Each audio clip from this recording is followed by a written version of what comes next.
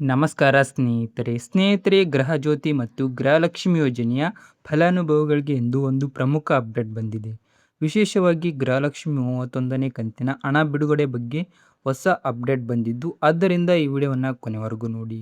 ಮೊದಲು ಗೃಹಜ್ಯೋತಿ ಯೋಜನೆಯ ಪರಿಷ್ಕರಣೆ ಬಗ್ಗೆ ಮಾತನಾಡೋದಾದರೆ, ರಾಜ್ಯದ ಹಲವೆಡೆ ವಿದ್ಯುತ್ ಇಲಾಖೆಯು ಸಿಬ್ಬಂದಿ ಫಲಾನುಭವಿಗಳ ದಾಖಲೆಗಳನ್ನು ಪರಿಶೀಲಿಸುವ ಕಾರ್ಯವನ್ನು ಮುಂದುವರಿಸಿದ್ದಾರೆ. ಕೆಲವು ಗ್ರಾಮಗಳಲ್ಲಿ ಮನೆ ಮನೆಗೆ ಭೇಟಿ ನೀಡಿ ಪರಿಶೀಲನೆ ಮಾಡಲಾಗುತ್ತಿದೆ. ಇನ್ನು ಕೆಲವು ಕಡೆ ಸಾರ್ವಜನಿಕ ಸ್ಥಳದಲ್ಲಿ ದಾಖಲೆಗಳನ್ನು ಸಂಗ್ರಹಿಸಿ ಪರಿಶೀಲಿಸಲಾಗುತ್ತಿದೆ.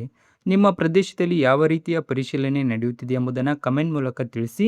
ಇದೀಗ ಗೃಹಲಕ್ಷ್ಮಿ ಯೋಜನೆಯ ಬಗ್ಗೆ ಮಾತನಾಡುವುದಾದರೆ, ಸಾಮಾಜಿಕ ಜಾಲತಾಣಗಳಲ್ಲಿ ಮತ್ತೆ KYC ಮಾಡಬೇಕು, ಬಯೋಮೆಟ್ರಿಕ್ ಕಡ್ಡಾಯ ಅಥವಾ ಹೊಸ ಅರ್ಜಿ ಹಾಕಬೇಕು ಎಂಬ ಹಲವು ಸುದ್ದಿಗಳು ಹರಿದಾಡುತ್ತಿವೆ. ಆದರೆ ಸದ್ಯಕ್ಕೆ ಸರ್ಕಾರದಿಂದ ಅಂತಹ ಅಧಿಕೃತ ಸೂಚನೆ ಪ್ರಕಟವಾಗಿಲ್ಲ. ಪ್ರಸ್ತುತ ಲಭ್ಯವಿರುವ ಮಾಹಿತಿ ಪ್ರಕಾರ ಗೃಹಜ್ಯೋತಿ ಪರಿಷ್ಕರಣೆ ಹಾಗೂ ಇತರ ಆಡಳಿತಾತ್ಮಕ ಪ್ರಕ್ರಿಯೆಗಳು ಪೂರ್ಣಗೊಂಡ ನಂತರ ಗೃಹಲಕ್ಷ್ಮಿ ಯೋಜನೆ ಕುರಿತು ಮುಂದಿನ ನಿರ್ಧಾರ ಪ್ರಕಟವಾಗುವ ಸಾಧ್ಯತೆ ಇದೆ.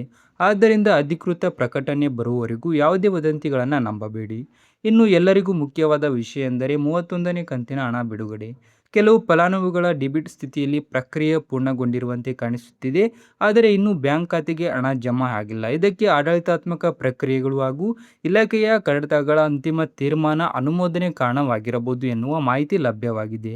ಹಣ ಬಿಡುಗಡೆ ಪ್ರಕ್ರಿಯೆ ಪೂರ್ಣಗೊಂಡ ನಂತರ ಅರ್ಹ ಫಲಾನುಭವಿಗಳ ಬ್ಯಾಂಕ್ ಖಾತೆಗಳಿಗೆ ಹಣ ಹಂತವಾಗಿ ಜಮಾ ಆಗುವ ಸಾಧ್ಯತೆ ಇದೆ.